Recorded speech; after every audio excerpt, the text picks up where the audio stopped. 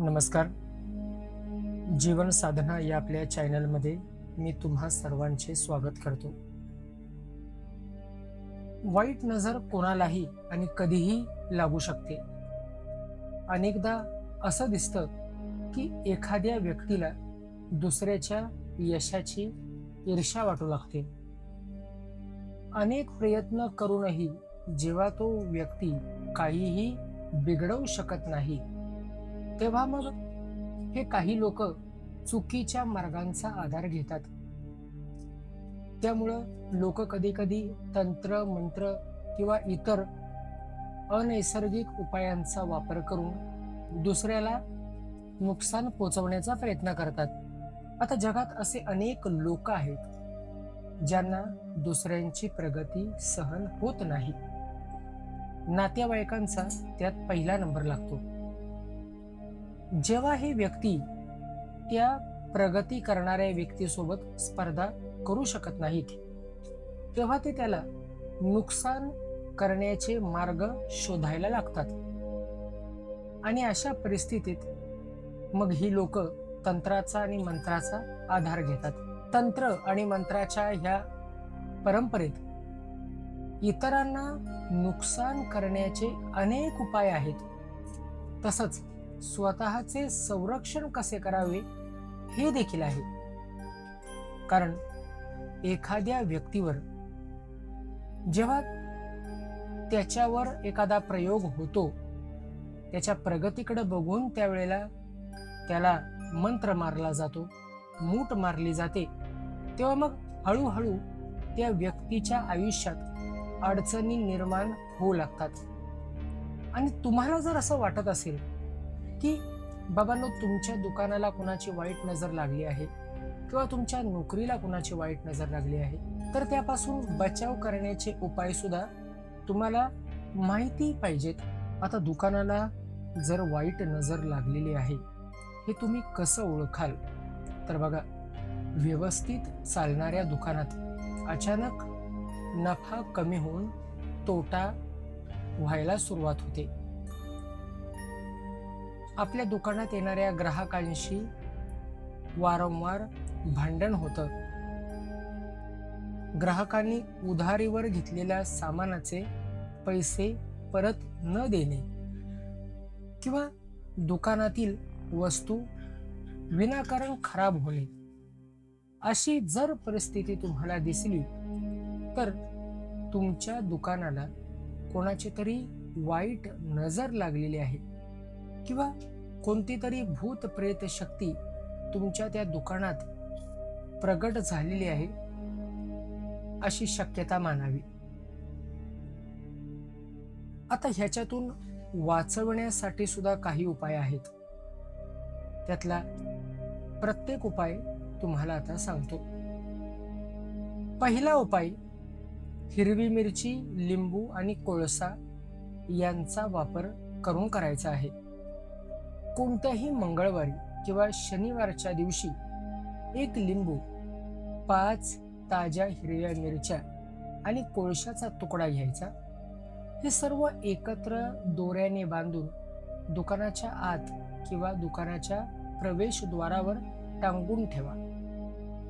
याच्यामुळे वाईट नजर दूर राहते आणि व्यवसाय सुरळीत चालायला मदत होईल. उपाय क्रमांक 2, लोखंडी खिळ्यांचा वापर. जर तुमच्या दुकानाला वाईट नजर लागली आहे असं जर तुम्हाला वाटत असेल, तर शनिवारीच्या दिवशी लोखंडाचे 4 खिळे घ्या. हे 4 खिळे चांभाराच्या दुकानातून जर घेतले तर अतिउत्तम. आणि दुकानाच्या 4ही दिशांना हे खिळे ठोका. असं केल्याने नकारात्मक शक्ती जी त्या 4 कोपऱ्यात आलेली आहे ती कमी होईल. आता तिसरा उपाय,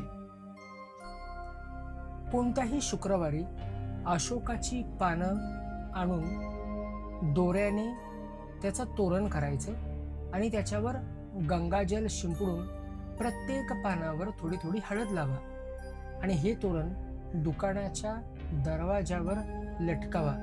त्याच्यामुळे नकारात्मक ऊर्जा कमी होऊन सकारात्मक वातावरण तयार होईल.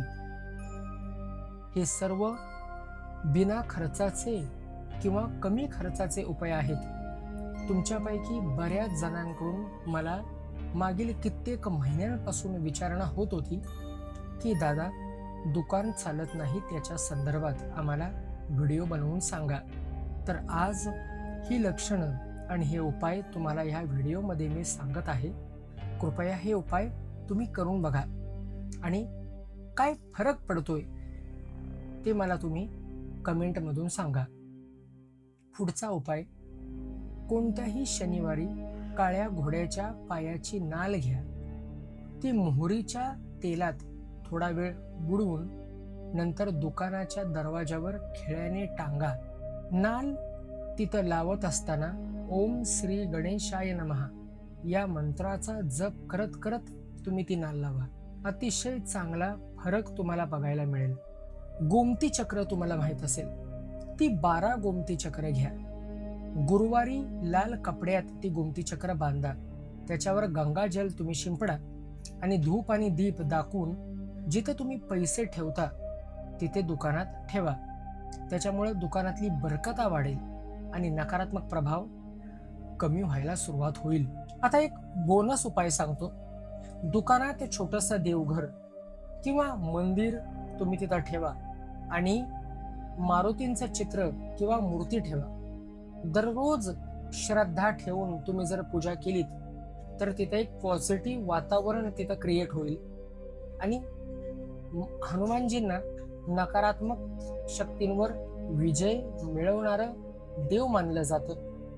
म्हणून तुम्ही हनुमानांचा फोटो किंवा मूर्ती तिथं ठेवून त्यांची पूजा करा. तुमच्या व्यवसायाच्या प्रगतीसाठी तुम्हाला खूप शुभेच्छा. मेहनत करा, प्रामाणिकपणा अंगी ठेवा आणि चांगली सेवा करा. हे सगळं करत असताना आता या व्हिडिओमध्ये जे उपाय तुम्हाला सांगितले, हे उपाय तुमच्या मनात सकारात्मकता ठेवून, पॉझिटिव्हिटी ठेवून जर तुम्ही केलेत तर तुम्हाला अतिशय चांगला रिझल्ट मिळेल. एका दिवसात रिझल्ट मिळणार नाही, पण काही दिवसांमध्ये रिझल्ट मिळून जाईल. तुम्ही जो प्रश्न मला विचारला होता त्या प्रश्नाला मी या व्हिडिओच्या माध्यमातून उत्तर दिलं. हा व्हिडिओ ज्या साधकांचं दुकान चालत नाही किंवा ज्यांच्या दुकानात जास्त नियमित भांडणं होतात त्यांच्यासाठी प्रामुख्यानं हा व्हिडिओ मी बनवला आहे. तर तुम्हाला जर काही सांगायचं असेल किंवा तुमचे काही प्रश्न असतील तर ते मला कमेंटच्या माध्यमातून अवश्य तुम्ही विचारू शकता. पुढील व्हिडिओमध्ये अशीच महत्त्वाची माहिती घेऊन मी तुमच्या समोर प्रगट होईल. आता आज्ञा द्या. इति श्री गुरु दत्तात्रेय प्रणमस्तु. श्री गुरुदेव दत्त, श्री गुरुदेव दत्त, श्री गुरुदेव दत्त.